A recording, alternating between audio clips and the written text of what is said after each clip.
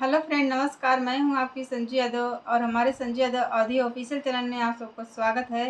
तो बहुत प्यारा सा सावन की कजरी गीत बहुत ही पुरानी है और कैसा लगा तो आप लोग ज़रूर कमेंट में बताइए। आप लोग ऐसे ही चैनल पे बने रहिए और जब बने रहेंगे जभी तो गीतों का आनंद आएगा। बहुत ही प्यारा है और समझने लायक है, बहुत ही अच्छा है। तो चलिए आप लोग ऐसे ही बने रहिए, मैं सुना रही हूँ।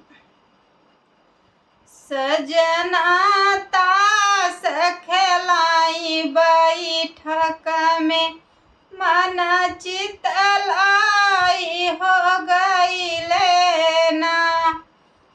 सजना है भैया सजना,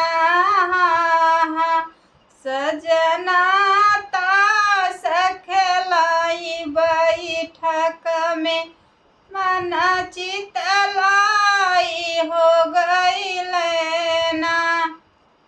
बगल में बैठी के सायरी शांत कुमारी जेवाना जल्द करो तैयारी, जेवाना जल्द करो तैयारी।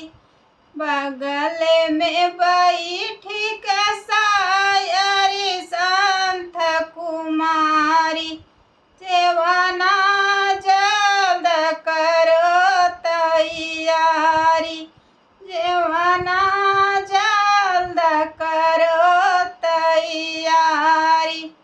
जेवाई राम लक्ष्मण दोनों भैया सीता चंवर डोलावई हो। जेवाई राम लक्ष्मण दोनों भैया सीता चंवर डोलावई ना।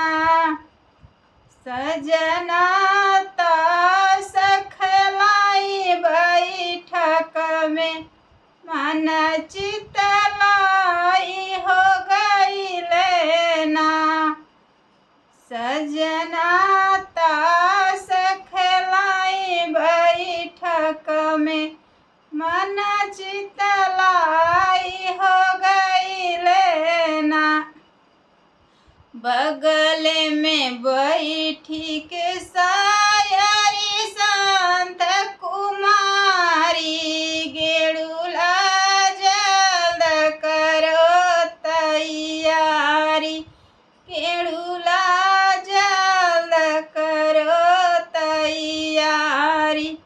घोटाई राम लक्ष्मण दोनों भाई सीता चंवर डोलावई ना। घोटाई राम लक्ष्मण दोनों भाई सीता चंवर डोलावई ना।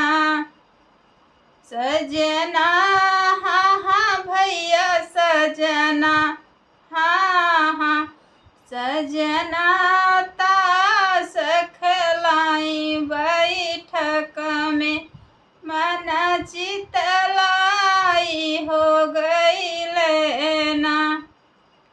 बगल में बैठी के सायरी संत कुमारी बीरवा जल्द करो तैयारी, बीरवा जल्द करो तैयारी।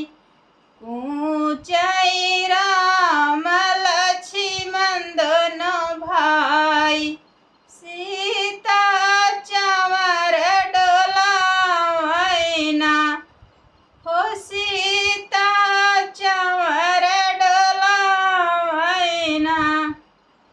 सजना तास खेलाई बैठक में मन चितलाई हो गई लेना। बगल में बैठी के सायरी संत कुमारी से जिया जल्द करो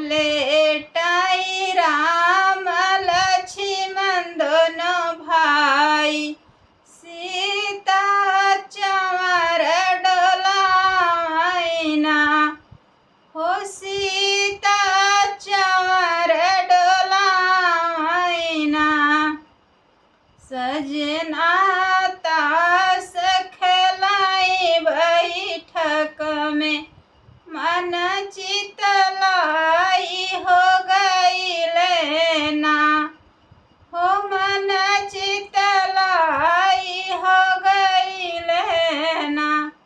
तो हेलो फ्रेंड, कैसा लगा तो आप लोग ज़रूर कमेंट में बताना।